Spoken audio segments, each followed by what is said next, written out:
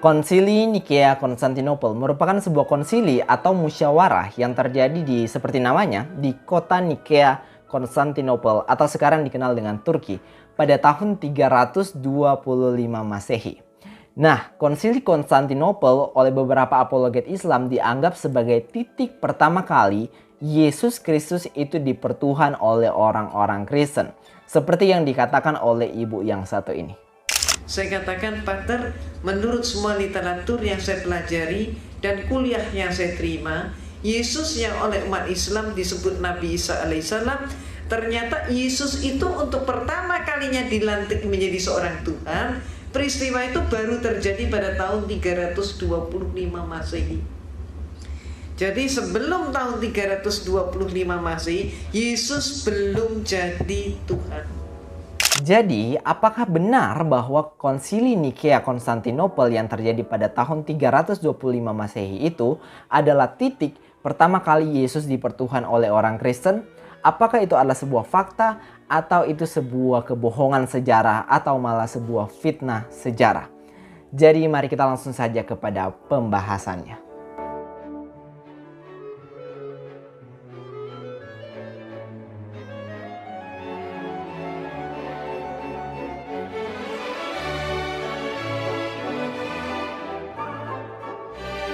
Shalom alaikum Beshem Yesua Hamasiyah. Assalamualaikum bismi Yesua Masih. Halo, perkenalkan, namaku Enrico Turalaki. Aku seorang YouTuber apologet Kristen yang siap untuk membela iman Kristen. Pada kesempatan kali ini kita akan membahas mengenai konsili Nikea Konstantinopel yang oleh beberapa apologet Islam dianggap sebagai titik pertama kali orang Kristen mentuhankan atau menuhankan Yesus Kristus. Jadi mari kita langsung saja kepada pembahasannya. Konsili Nikea Konstantinopel merupakan sebuah konsili atau musyawarah yang terjadi di Nikea Konstantinopel pada tahun 325 Masehi. Kenapa konsili ini diadakan? Kenapa konsili Nikea Konstantinopel terjadi? Jawabannya simpel teman-teman, karena pada saat itu ada sebuah bidat Kristen yang namanya Arianisme yang menyerang iman Kristen pada saat itu. Nah, bidat Arianisme sendiri ini dibawa oleh seorang tokoh namanya Arius. Arius merupakan sebuah tokoh yang menentang keilahian Yesus atau ketuhanan Yesus pada saat itu. Dengan dalil yang mengatakan bahwa karena hunaka waktun lam yakun fihi Yesu. Ada suatu waktu di mana Yesus Kristus itu tidak ada.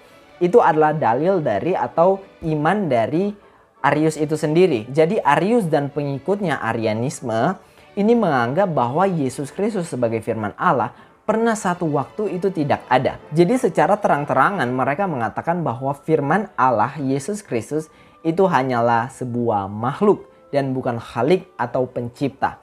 Nah, kalau kita bandingkan dengan imannya Islam, maka ada bidat yang sama persis dengan Arianisme ini, yaitu bidat Mu'tazilah yang ditentang oleh banyak sekali kelompok Islam pada saat ini.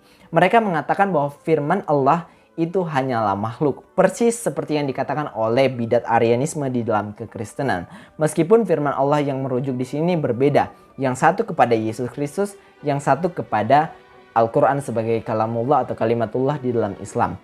Nah, karena melawan ajaran sesat inilah, maka muncullah konsili Nikea Konstantinopel yang terjadi pada 325 Masehi pada saat itu.